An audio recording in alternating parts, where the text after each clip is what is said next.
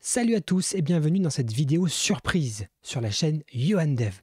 Vous le savez, Symfony 6 est sorti hier et vous avez probablement envie, j'imagine, de le tester. Mais si vous voulez le tester dans de bonnes conditions, il faut aussi que vous ayez PHP 8. Alors je sais, il y a PHP 8.1 qui est sorti, mais si vous avez essayé Symfony 6 avec PHP 8.1, il y a encore certaines petites choses qui ne sont pas encore tout à fait fonctionnelles. Donc dans la vidéo que je vous propose aujourd'hui, c'est une petite solution pour mettre en place en quelques minutes un environnement pour travailler, découvrir en tout cas seulement Symfony 6 avec PHP 8.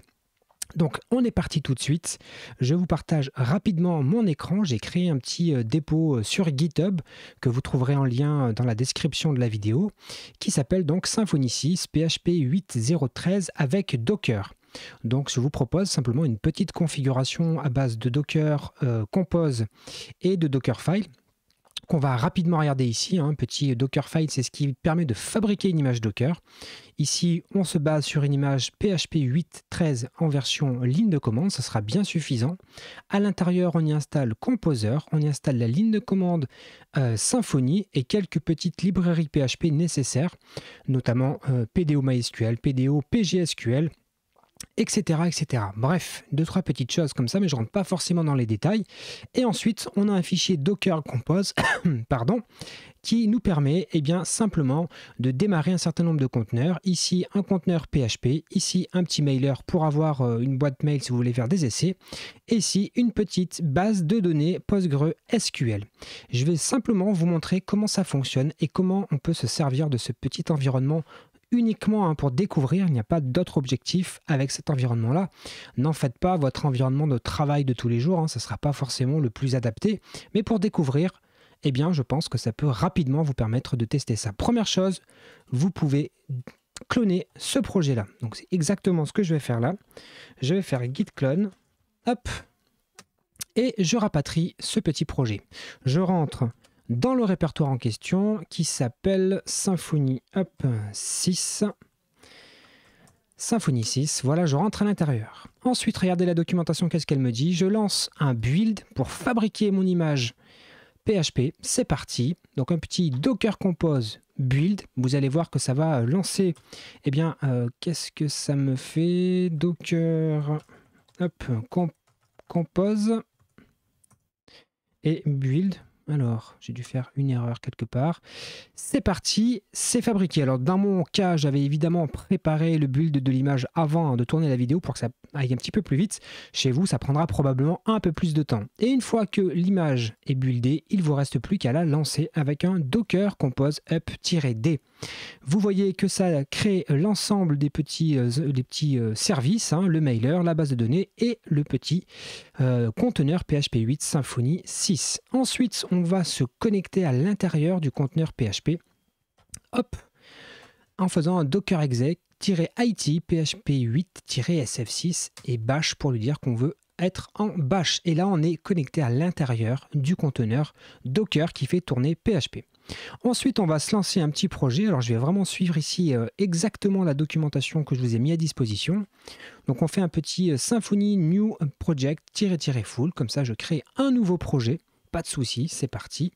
Donc là, c'est la commande absolument la même que vous avez l'habitude d'utiliser. Ça n'a pas changé avec Symfony 6. Donc là, ça prend forcément un petit peu de temps en fonction de votre connexion Internet. C'est parfait. On peut rentrer dans ce petit répertoire nouveau projet, exactement ce qui est marqué là, et on va démarrer le Symfony Server, la ligne de commande qui permet de lancer le serveur interne de Symfony. Là, il nous met un petit warning, mais peu importe. Et ensuite, il nous dit que le serveur est disponible. Alors, ça ne sera pas sur le port 8000, puisque je l'ai exposé à l'extérieur du conteneur Docker. Et c'est pas du HTTPS, c'est du HTTP. Voilà. On est pas mal. Avec ça, vous avez, ça y est, c'est bon, un petit projet Symfony 6.0.0. Et si on regarde ici, on est bien en PHP 8.0.13. Parfait. Si vous souhaitez aller un petit peu plus loin, il faut vous rajouter un username à l'intérieur pour pouvoir avoir accès aux fichiers en modification. Donc c'est exactement ce que je vais faire. Je vais faire adduser Yohan, c'est le même nom d'utilisateur que mon nom d'utilisateur de ma session locale. Il me demande un mot de passe, vous pouvez mettre n'importe quoi, il n'y a pas de problème. Hop, ça c'est pas un souci, et on valide tout le reste.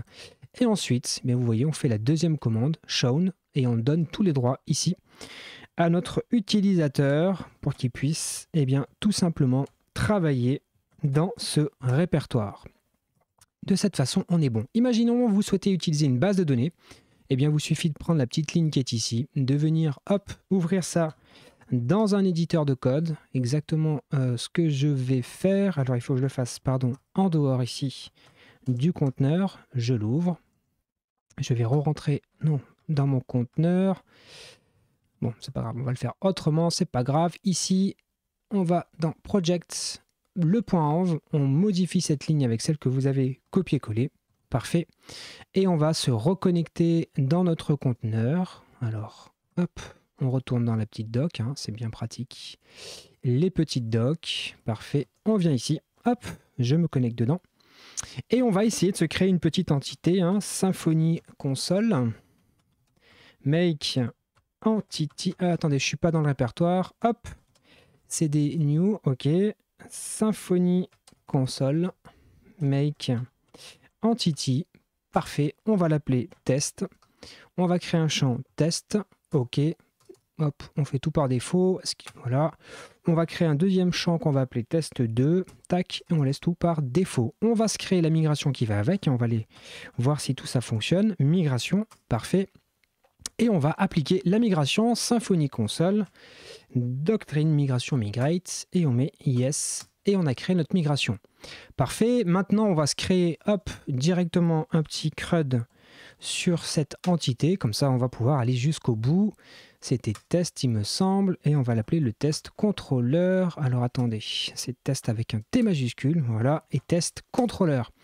Et maintenant, si on vient sur notre petite application ici et qu'on met /test, vous allez voir que tout fonctionne. On peut créer nos petits champs, on peut les enregistrer, on peut les voir, on peut les modifier, il n'y a pas de souci, tout fonctionne bien. Alors, on va prendre encore, allez, 1 minute pour aller regarder un petit peu comment ça nous a généré les fichiers, c'est ça qui nous intéresse, et notamment, si vous allez dans les contrôleurs, vous allez voir que désormais, on n'a plus les annotations, mais on bénéficie des nouvelles fonctionnalités introduites par PHP 8, notamment sur la façon de décrire les routes, et on aura l'occasion ultérieurement dans de futures vidéos de découvrir tout ça en détail. Voilà, c'était une vidéo un petit peu impromptue, je vous laisse terminer tranquillement votre après-midi et à très bientôt. Salut!